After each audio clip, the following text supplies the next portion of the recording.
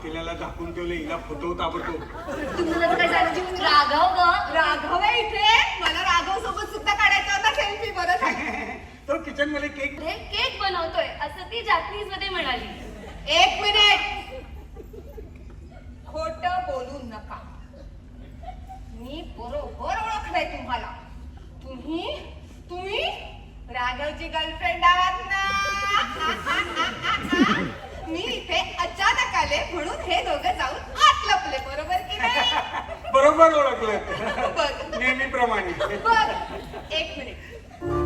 नेहमीप्रमाणे म्हणजे